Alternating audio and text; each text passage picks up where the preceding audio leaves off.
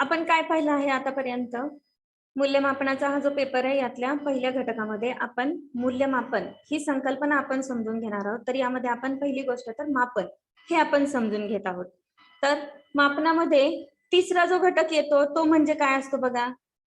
आपण जे निरीक्षण करतोय म्हणजे वजन काट्यावरती आपण वजन करत असताना जे निरीक्षण करतोय ते निरीक्षण आपण कशात करतो तर अंकांमध्ये करत असतो. म्हणजे काय असतं याच्यामध्ये महत्वाची गोष्ट असते एक अजून की सांख्यिकीकरण किंवा आकडे असतात याच्यामध्ये. म्हणजे मापनामध्ये त्या निरीक्षणाचे वर्णन करण्यासाठी संख्यात्मक माहिती ही आवश्यक असते. म्हणजे मापनाचे आपण आतापर्यंत कोणकोणत्या महत्वाच्या गोष्टी असतात की मापन आहे म्हणजे मापन आहे म्हणजे हे कशावरून मापन आहे तर याच्यामध्ये 3 गोष्टी असतात. कोणकोणत्या असतात? याच्यामध्ये एक परिमाण असतं, त्याच्यामध्ये एक अचूक निरीक्षण असतं आणि त्याच्यामध्ये संख्या असते म्हणजे सांख्यिकीकरण असतं. तर मापन हे नेहमीच संख्यात्मकच असते. आणि मापनामधून काय होते तर किती या प्रश्नाचे उत्तर आपल्याला मिळत असते. यानंतरची बघा दुसरी कन्सेप्ट आहे असेसमेंट म्हणजे मूल्य निर्धारण. आपण मूल्यमापन, मापन आणि मूल्य निर्धारण या 3 कन्सेप्ट आज प्रायमरी लेवलवर समजून घेणार आहोत आणि त्यानंतर आपण मूल्यमापनाच्या पेपरमध्ये आपण डिटेल अभ्यास करणार आहोत पुढे. तर मूल्य निर्धारण म्हणजे काय? ही जी संकल्पना आहे ही साधारण 20व्या शतकाच्या शेवटच्या दशकामध्ये सुरू झालेली आहे. तर शिक्षण क्षेत्रामध्ये हिचा वापर तेव्हापासूनच सुरू झालेला आहे मूल्य निर्धारणाचा. तर मापनाच्या मर्यादा लक्षात घेतल्यानंतर आपल्याला या संकल्पनेकडे वळावे लागते. म्हणजे मापन करत असताना काही गोष्टींना मर्यादा येते. मग त्या मर्यादांच्या पलीकडे आपल्याला जाऊन मग मूल्य निर्धारण करावे लागते. एक उदाहरण पहा, एखाद्या विद्यार्थ्याने जर एखाद्या विषयामध्ये 100 पैकी 60 गुण मिळवले तर काय सांगताय आपल्याला? इथे बघा 100 पैकी 60 ही संख्या दिसली म्हणजे इथे काय दिसलेलं आहे तर हे मापन झालेलं आहे. पण त्या विद्यार्थ्याने किती गुण मिळवायला पाहिजे होते आणि ते ठरविण्यासाठी जी गोष्ट असते ती म्हणजे असते मूल्य निर्धारण. म्हणजे मापनातून किती हे समजते पण ते अजून कितपत साध्य व्हायला पाहिजे होते हे गोष्ट जाणून घेण्यासाठी आपल्याला मूल्य निर्धारण ही संकल्पना असते. आता बघा एक 7वीच्या एक उदाहरण अजून पहा. 7वीच्या परीक्षेमध्ये एका विद्यार्थ्याला समजा 60-65% मिळाले आहेत. परंतु त्याने किती गुण मिळवायला पाहिजे होते? त्यांनी प्रगती केली आहे का नाही? ती केली आहे तर त्याने किती प्रगती केली आहे? अधिक प्रगती का केली नाही? मिळालेले गुण त्याच्या पुढच्या अध्ययनासाठी पुरेसे आहेत का? हे जे 65% त्याला मिळाले हे त्याला त्याच्या पुढच्या फ्युचरसाठी पुरेसे आहेत का? कसे? या प्रश्नांचे जे उत्तर मिळवायचे असतात ती आपल्याला मूल्य निर्धारणामधून मिळवायची असतात. तर मुळात विद्यार्थ्यांचा विकास म्हणजे सर्वांगीण विकास घडविण्यासाठी मापन, मूल्यमापन आणि मूल्य निर्धारण या गोष्टी महत्वाच्या असतात. परंतु विद्यार्थ्यांचा विकास म्हणजे तरी काय नेमका? तर ते साध्य करायचं असेल तर आपण मूल्यमापन ही प्रक्रिया समजून घेऊ. आता मूल्य निर्धारणाच्या पलीकडे आहे मूल्यमापन आणि मूल्यमापन हा सगळ्यात डीप आणि सर्वात व्यापक अशी ही संकल्पना आहे. तर या मूल्यमापनाच्या संकल्पनेमध्ये बघा हा जो शब्द आहे कशापासून तयार झालेला आहे? इव्हॅल्युएशन म्हणजेच मूल्यमापन. या शब्दामध्ये मूल्य आणि मापन या 2 गोष्टींचा अंतर्भाव होता. आता आपण मापन म्हणजे काय हे पाहिलेलं आहे. मूल्यमापनामध्ये मूल्य हे अभिप्रेतच असते. मापनामध्ये किती या प्रश्नाचं उत्तर मिळालं होतं पण मूल्यमापनातून ते किती चांगलं याचं उत्तर आपल्याला मिळत असतं. म्हणजे तुम्हाला 60% मिळालेले आहेत पण ते 60% किती चांगले किंवा त्याच्यामध्ये अजून कोणकोणत्या गोष्टी शिकला आहे तो विद्यार्थी? 60% मिळाले हे फक्त एक संख्यात्मक परिमाण झालं किंवा त्या आपण जी त्याची परीक्षा घेतलेली आहे लेखी परीक्षा म्हणा किंवा तोंडी परीक्षा याच्यातून आपल्याला फक्त 60% म्हणजे फक्त घोकमपट्टी म्हणा किंवा त्याने अजून कोणत्या मार्गाने हे 60% मिळविले असतील हे एक संख्यात्मक. पण त्यांनी त्याच गोष्टींच्या बरोबर सर्वांगीण विकास जो आपण म्हणतो विद्यार्थ्यांचा फक्त आकडेवारीचाच विकास नाही, फक्त पर्सेंटेज चांगले चांगले मिळत जाणं हेच नाही तर त्या विद्यार्थ्यांचा त्या पर्सेंटेज बरोबर अजून त्याच्यामध्ये कोणती मूल्य, कोणती गाभा घटकं आहेत, त्याच्यामध्ये माणुसकी, नीटनेटकेपणा, सर्वधर्म समभाव, अजून काय काय गोष्टी येतील, सर्वांगीण विकास, या संदर्भात तो एक चांगला नागरिक होण्यासाठी ज्या ज्या गोष्टी आवश्यक असतात त्या सर्व गोष्टींचा अंतर्भाव किंवा त्या सर्व गोष्टींचे ज्ञान आपल्याला याच्यामधून मिळत असते. आता ही जी संकल्पना आहे, ह्या संकल्पनेचा तुम्हाला पहिले इतिहास सांगते. ही संकल्पना जी आहे कशापासून सुरुवात झालेली आहे, तर ज्या काही थिअरी परीक्षा व्हायच्या, म्हणजे ज्या काही तुमच्या लेखी परीक्षा व्हायच्यात ना पहिले, त्या परीक्षांमधून याचा उगम झालेला आहे. बघा, जसे की परीक्षा झाली, त्या परीक्षेमधून त्याचा रिझल्ट आला, काही पर्सेंटेज कळाले विद्यार्थ्यांचे, पण त्यांचे ते पर्सेंटेज म्हणजेच त्याचा सगळा विकास झाला किंवा त्याचा सगळी डेव्हलपमेंट झाली असं होत नाही. तर बघा, त्या परीक्षा म्हणजे ती जी परीक्षा आहे त्याच्या पुरतच फक्त ते जे पर्सेंटेज मिळवलेले आहेत, मग ते मिळवण्यासाठी तो फक्त परीक्षेच्या पुरताच अभ्यास करेल किंवा घोकंपट्टी करेल किंवा जे काही स्कोरिंग पॉइंट्स आहेत फक्त त्याचाच अभ्यास करेल आणि बाकीच्यांचा अभ्यास करणार नाही. अजून किंवा अध्यापकांनी काही नवीन नवीन पॉइंट शिकवले पण त्याच्याकडे नाही लक्ष देता फक्त पुस्तकावरती, पुस्तकात अभ्यासक्रमामध्ये जो सांगितलेला आहे पाठ्यक्रमामध्ये फक्त तोच पॉइंट आणि फक्त निबंध वजा याच गोष्टींचा फक्त अभ्यास करून पर्सेंटेज मिळवले जातात. पण फक्त पर्सेंट म्हणजे विद्यार्थ्यांचा अजून विकास नाही. तर मग फक्त हे टाळण्यासाठी, म्हणजे फक्त त्या विद्यार्थ्यांचा थिअरॉटिकल किंवा अंकगणितांच्या माध्यमातून त्यांचा जो रिझल्ट आहे हे टाळण्यासाठी डॉक्टर नारूड या शिक्षण तज्ञाने वार्षिक परीक्षा जी कन्सेप्ट आहे त्यांनी ती बंद केली आहे आणि मग तेव्हापासून सर्वांगीण विकास, सातत्यपूर्ण सर्वंकष मूल्यमापन वगैरे हे जे आहे ना हे सुरू झालेलं आहे. तर हा जो हे जे आहे मूल्यमापन हे तंत्र, या तंत्राचा उदय अमेरिकेमध्ये 1948 मध्ये डॉक्टर बेंजामिन ब्लूम यांनी हे तंत्र विकसित केले किंवा या तंत्राचा शोध त्यांनी काढलेला आहे. आता ब्लूम्स टेक्झॉनॉमी ही जी आहे ही पुढे एक त्यांनी सांगितलेली अजून एक शिक्षण क्षेत्रातील मोठी देणगी आहे. आपण ती अजून पुढे पाहणार आहोत, पण आपण आजच्या तासामध्ये फक्त मापन, मूल्यमापन, मूल्य निर्धारण या गोष्टी पाहत आहोत. तर हे जे मूल्यमापन आहे, ह्या मूल्यमापनाचा उपयोग शिक्षण क्षेत्रात केला म्हणजे शैक्षणिक मूल्यमापन म्हणजे एज्युकेशनल इव्हॅल्युएशन झालं. म्हणजे त्या मूल्यमापन, हे जे मूल्यमापन आपण करणार आहोत ते शिक्षणाशी जोडले गेले म्हणजे शैक्षणिक मूल्यमापन ही संकल्पना तयार होते. आता शैक्षणिक मूल्यमापन काय असतं, याच्यामध्ये संख्यात्मक वर्णन असतं, गुणात्मक वर्णन असतं आणि शिक्षकाचा अभिप्राय असतो. त्याच वेळेस ते शैक्षणिक मूल्यमापन पूर्ण झाले असे म्हणता येईल. या तीन गोष्टीचा तुम्हाला काही समजते का ते पहा. आता हे बघा, शैक्षणिक मूल्यमापन इज इक्वल टू संख्यात्मक वर्णन. संख्यात्मक हे कशामधून दिसते तुम्हाला, मापनामधून दिसते. गुणात्मक हे तुम्हाला मूल्यमापनामधून दिसते आणि शिक्षकाचा अभिप्राय हे मूल्य निर्धारणातून दिसते. त्याचबरोबर मूल्यमापनातून सुद्धा शिक्षकाचा अभिप्राय दिसतो. म्हणजे फक्त त्याचा थिअरीचा रिझल्ट तयार केला म्हणजे असं नाही. आपण बघा, काही गोष्टींचा विद्यार्थ्यांविषयी जर एक आपल्याला प्रगती सांगायची असेल की या विद्यार्थ्याची अशी अशी प्रगती आहे, तर आपण पालकांना सांगतो हे याचे मार्क आहेत बरं का, परंतु ह्याला अजून या गोष्टीकडे लक्ष द्यावं लागेल बरं का, तर याच्यामध्ये हे चांगले बदल घडून येतील. एखाद्या विद्यार्थ्याचं अक्षर चांगलं नाहीये पण त्याला ठीक आहे मार्क्स चांगले मिळाले, पण याच्या अक्षराकडे जर तुम्ही अजून लक्ष दिलं तर याला अजून फायदा होईल. शिक्षक काही ना काही सजेशन्स देत असतात. तो अभिप्राय म्हणजे शैक्षणिक मूल्यमापन हा या तीन गोष्टींपासून बनलेला असतो, संख्यात्मक वर्णन, गुणात्मक वर्णन आणि शिक्षकांचा अभिप्राय. या ज्या तीन गोष्टी आहेत, अशा काही गोष्टी ज्या आहेत मी सांगत असते त्यावेळेस त्या गोष्टी लक्षात ठेवत चला. तुमची ही एमसीक्यूज एक्झाम होणार आहे, त्यामुळे याच्यामधून तुम्हाला काय काय एमसीक्यूज काढता येतील त्या तुम्ही काढत राहा. आता यानंतर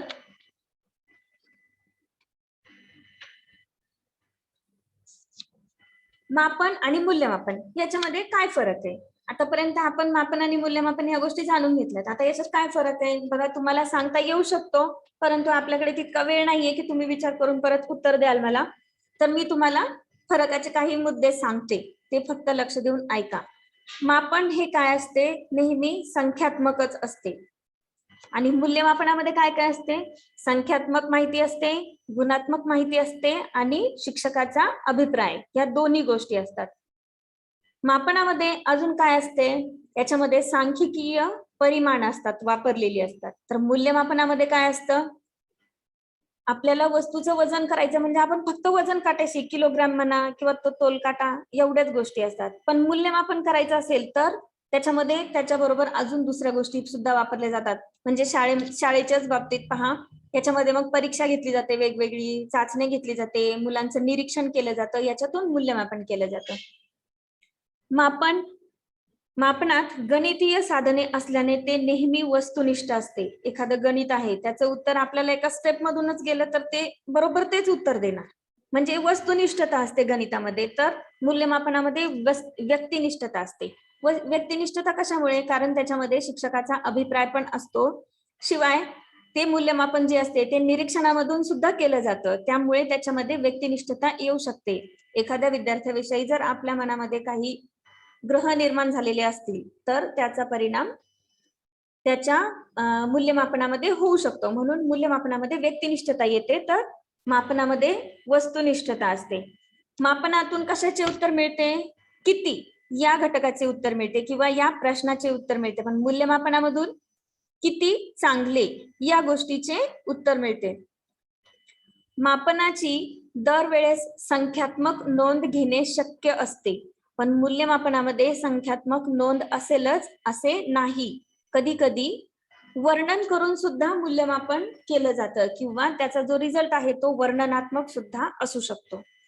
मापन हे नेहमी सुटसुटीत असते, तर मूल्यमापन ही किचकट प्रक्रिया असते, गुंतागुंतीची प्रक्रिया असते, कारण याच्यामध्ये सर्वांगीण विकासाच्या दृष्टीने अनेक गोष्टी केल्या जातात. बघा, वस्तूच्या मापनात एका बाबीसाठी एक परिमाण वापरलेले असते.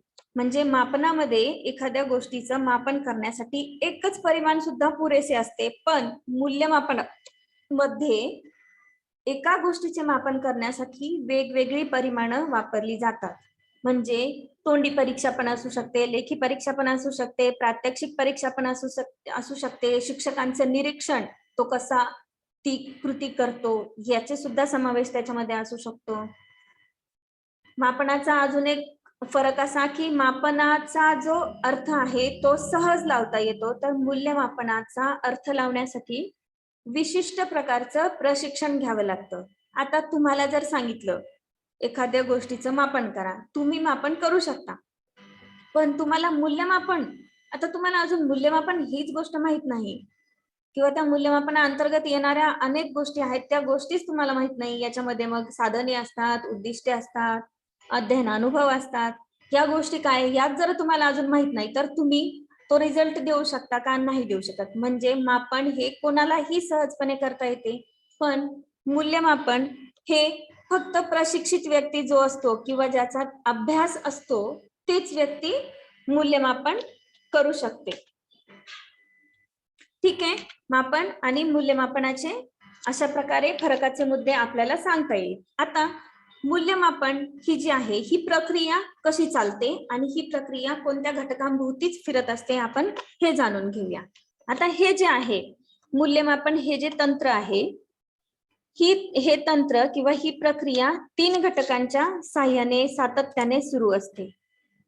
ही 3 घटक जी आहेत ही एकमेकांशी निगडीत सुद्धा असतात. आता हा जो त्रिकोण आहे याला मूल्यमापन प्रक्रियेचा त्रिकोण असे देखील संबोधले जाते.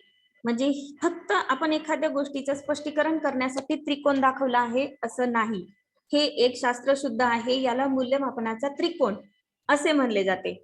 व्यक्तीचा सर्वांगीण विकास हे ध्येय मूल्यमापन प्रक्रियेमध्ये ठेवलेले असते. या 3ही घटकांचा परस्परांशी संबंध असतो. म्हणूनच याच्यामध्ये हा जो ॲरो दाखवलेला आहे, या प्रत्येक ॲरोनी म्हणजे एकमेकांकडे बाण दाखवलेला आहे, म्हणजे ह्या सगळ्या एकमेकांशी लिंक्ड आहेत. याच्यामध्ये कोणकोणत्या गोष्टी आहेत, शैक्षणिक उद्दिष्टे म्हणजे एज्युकेशनल ऑब्जेक्टिव्ह, नंतर आहे लर्निंग एक्सपिरियन्सेस, यालाच अध्ययन अनुभव किंवा अध्ययन अनुभूती असे म्हणले जाते.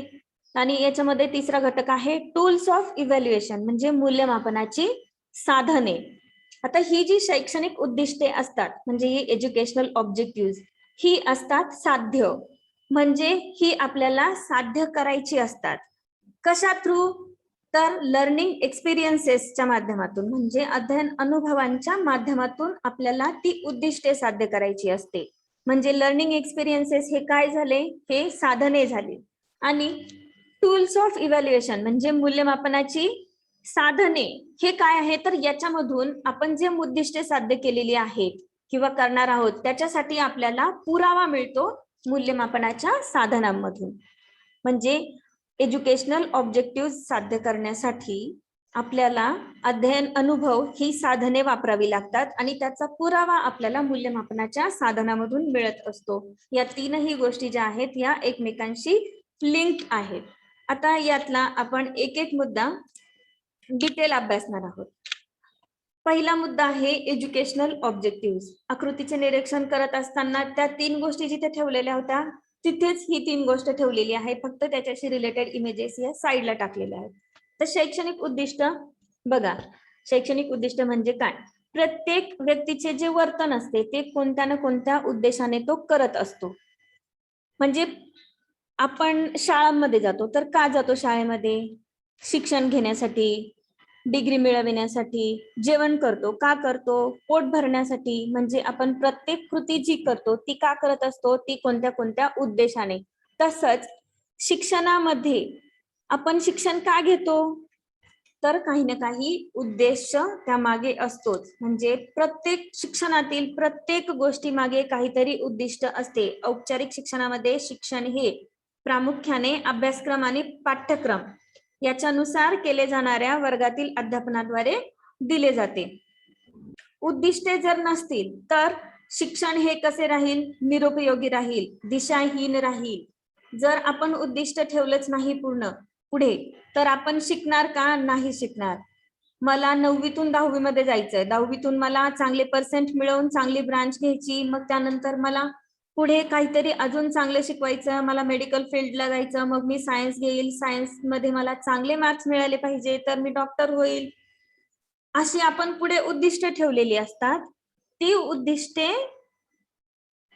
साध्य आपल्याला करायची असतात आणि त्या उद्दिष्टांच्या दृष्टीने सर्व शिक्षण क्षेत्रामध्ये क्रिया होत असतात. अभ्यासक्रमाची रचना पण त्याचनुसार केलेली असते.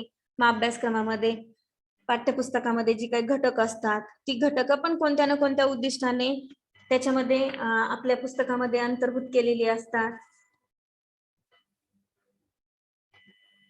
शैक्षणिक उद्दिष्टे निश्चित झाली तरच नंतर या दोन घटकांचा आपल्याला विचार करावा लागतो. म्हणजे आपण ज्या वेळेस शैक्षणिक उद्दिष्टे ठरवणार तेव्हाच पुढची जी दोन घटक आहेत त्यांचा आपण विचार करू.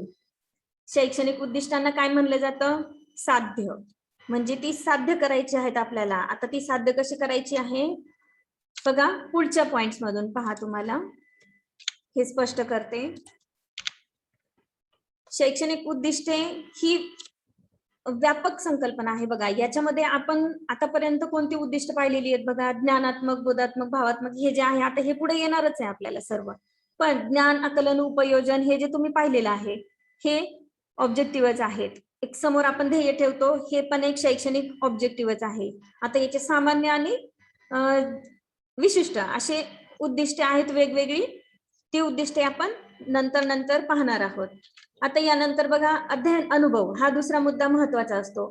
आता अध्ययन अनुभव याविषयी जाणून घेऊ. विद्यार्थ्यांच्या वर्तनामध्ये योग्य दिशेने बदल घडवून आणण्यासाठी हेतुपुरस्सर जे अनुभव दिले जातात त्याला अध्ययन अनुभव असे म्हणले जाते. अध्ययन अनुभव हे नेहमी चांगले बदल घडवून आणण्यासाठीच वापरले जातात. हे पहा, हे जे शैक्षणिक साहित्य आहेत, अध्ययन अनुभव म्हणजे थोडक्यात शैक्षणिक साहित्य. मला एखादा घटक शिकवायचा आहे पण तो शिकवण्यासाठी मी जर एखादं स्पेशल शैक्षणिक साहित्य वापरलं तर ती संकल्पना विद्यार्थ्यांना अधिक चांगल्या प्रकारे समजून येईल. म्हणजे अध्ययन अनुभव हे इथे काय आहेत तर हे इथे साधनं आहेत आणि या साधनाकडूनच आपल्याला साध्याकडे जाता येतं. साध्य म्हणजे काय आहेत? आपली उद्दिष्टे ही आपली साध्य आहेत. आता याच्यानंतर काय आहे? तिसरा घटक कोणता आहे? टूल्स ऑफ इव्हॅल्युएशन, म्हणजे मूल्यमापनाची साधने. आता ठरविलेली जी उद्दिष्टे आहेत, पहिला पॉइंट म्हणजे मूल्यमापनाच्या त्रिकोणातला सर्वात वरचा घटक म्हणजे ठरविलेले उद्दिष्टे, ती साध्य करण्यासाठी आपण अध्ययन अनुभव दिले म्हणजे शैक्षणिक साहित्य वापरले, पण त्या अनुभवांसाठी त्यांची पडताळणी घेण्यासाठी आपल्याला साधने वापरावी लागतात. म्हणजे योग्य अनुभूतींद्वारे जी उद्दिष्टे साध्य करायचा प्रयत्न झालेला असतो ती उद्दिष्टे खरोखरच साध्य झाली की नाही हे पाहण्यासाठी मूल्यमापनाची साधनं वापरणं गरजेचे असतात. म्हणजेच मूल्यमापनाच्या साधनांद्वारे उद्दिष्ट साध्य झाली की नाही हे पाहण्यासाठी पुरावा मिळतो आपल्याला. मूल्यमापनाची साधने ही काय असतात तर आपल्याला पुरावा देत असतात. आपण उद्दिष्ट सेट केली, त्यानंतर अध्ययन अनुभव दिले, त्यानंतर ती कन्सेप्ट त्यांना समजली किंवा उद्दिष्ट साध्य झालं की नाही याचा पुरावा आपल्याला मूल्यमापनाच्या साधनामधून मिळतो. अशा प्रकारे या तीन गोष्टी एकमेकांशी लिंक आहेत. टूल्स कसे आहेत बघा मूल्यमापनाची, मग यामध्ये लेखी परीक्षा, तोंडी परीक्षा, निरीक्षण, मुलाखत, पडताळा सूची असते. अशा ही साधनं आहेत, याच्यावरती सुद्धा आपल्याला स्वतंत्रपणे अभ्यास करायचा आहे पुढे. तर ही मूल्यमापनाचा हा जो त्रिकोण आहे हा अशा प्रकारे एकमेकांशी लिंक असतो. आता ही जी प्रक्रिया आहे मूल्यमापनाची ही आपण एका उदाहरणांच्या साहाय्याने समजून घेऊ. म्हणजे तो जो हा त्रिकोण आहे, मूल्यमापनाचा त्रिकोण म्हणला जातो जो, तो शैक्षणिक उद्दिष्टे, अध्ययनानुभव आणि मूल्यमापनाची साधने यांनी बनलेला आहे. तर हे तुम्हाला समजून सांगण्यासाठी मी एक उदाहरण सांगते. आता समजा मला त्रिकोण हा घटक शिकवायचा आहे. तर त्रिकोण हा घटक शिकविण्यासाठी मी ज्ञान, आकलन, उपयोजन, कौशल्य ही उद्दिष्टे मी समोर ठेवलेली आहे. विद्यार्थ्यांना त्रिकोणाच्या प्रकाराची माहिती देणे, विद्यार्थ्यांना त्रिकोणाचे प्रकार समजावून सांगणे, त्या ते त्रिकोण जे आहेत वेगवेगळे त्रिकोण समोर ठेवले असता ते त्रिकोण ओळखण्याची क्षमता विद्यार्थ्यांमध्ये विकसित करणे, विद्यार्थ्यांना सांगितलेल्या त्रिकोणाचा प्रकार काढता येणे, अशी मी काही उद्दिष्टे समोर ठेवलेली आहे. समजा एका वर्गातील विद्यार्थ्याला हा घटक शिकवायचा आहे मला त्रिकोणाचा, आणि त्याच्यासाठी मी अशी उद्दिष्टे समोर ठेवली. कशाचे ज्ञान, कशाचे आकलन, कशाचे उपयोजन आणि कशाचं कौशल्य, आणि याच्यामधूनच नीटनेटकेपणा ही मनोवृत्ती असते. आता ही उद्दिष्टे मी समोर ठेवलेली आहेत. मग आता ही उद्दिष्ट साध्य करायची मला, मग मी याच्यासाठी काय काय करणार, कोणकोणते अध्ययन अनुभव देणार बघा. ज्ञान आणि आकलन या उद्दिष्टांना अनुसरून त्रिकोणाच्या वेगवेगळ्या प्रकारांची माहिती, त्यांची व्याख्या आणि ते कसे बनले हे समजावून सांगवावं लागेल मला आधी. नंतरचं उद्दिष्ट आहे बघा कौशल्य. कौशल्य हे उद्दिष्ट साध्य करण्यासाठी प्रत्येक प्रकाराची आकृती फलकावर भूमितीय साहित्याच्या साहाय्याने काढावी लागेल आणि ती विद्यार्थ्यांना त्यांच्या वहीत काढायला सांगावी लागेल. याच्यामधून माझं कौशल्य हे उद्दिष्ट साध्य होईल. याच्यातूनच उपयोजन पण साध्य होतं आणि नीटनेटकेपणा हे जे उद्दिष्ट आहे या उद्दिष्टानुसार अध्यापकाला स्वतःला आधी आकृती व लेखन फलकावर करताना नीटनेटकेपणा हा स्वतःच्या अंगी असावा लागेल आणि त्याची मांडणी फलकावर नीटनेटके पद्धतीने करायला पाहिजे. त्याच वेळेस विद्यार्थी आपलं अनुकरण करतील आणि नीटनेटकेपणा हा त्यांच्यामध्ये रुजविला जाईल. ठीक आहे, अशा प्रकारे मी केलं. आता अनेकदा अध्यापक कौशल्य हे उद्दिष्ट जर मला साध्य करायचं असेल तर मी काय करेल, फक्त एक आकृती ठेवेल आणि त्या आकृती म्हणजे एक रेडीमेड काढलेली आकृती मी तक्त्यावरती वगैरे अशी दाखवेल विद्यार्थ्यांना. मग अशा वेळेस कौशल्य हे उद्दिष्ट साध्य होईल का नाही, याच्यामधून तो फक्त त्याला आकलन होईल, त्याला फक्त समजेल. कौशल्य केव्हा विकसित होईल, ज्या वेळेस मी विद्यार्थ्यांना ती आकृती काढायला लावेल त्याच वेळेस कौशल्य होईल ना.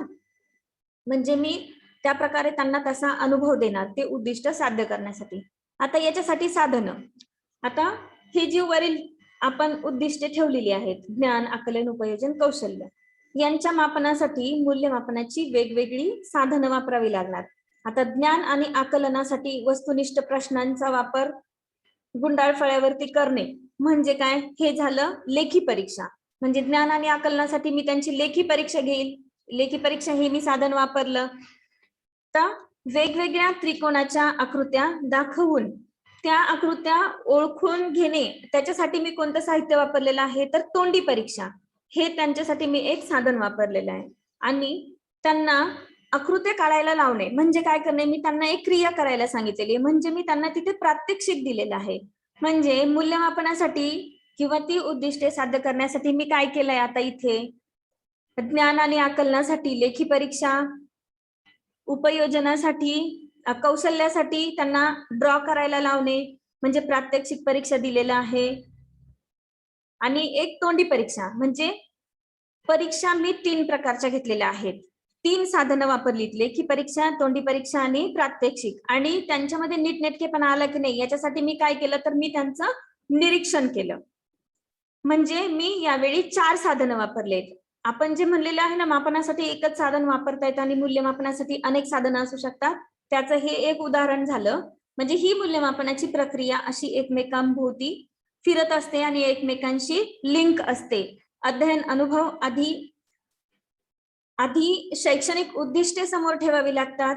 ती उद्दिष्टे साध्य करण्यासाठी आपल्याला तशा प्रकारचे अनुभव द्यावे लागतात. अनुभव देण्यासाठी आपण शैक्षणिक साहित्य वापरतो आणि त्यांचा पुरावा मिळवण्यासाठी आपण परीक्षा घेतो म्हणजे टूल्स वापरत असतो, वेगवेगळी साधनं वापरत असतो. हे झालं मूल्यमापनाची प्रक्रिया.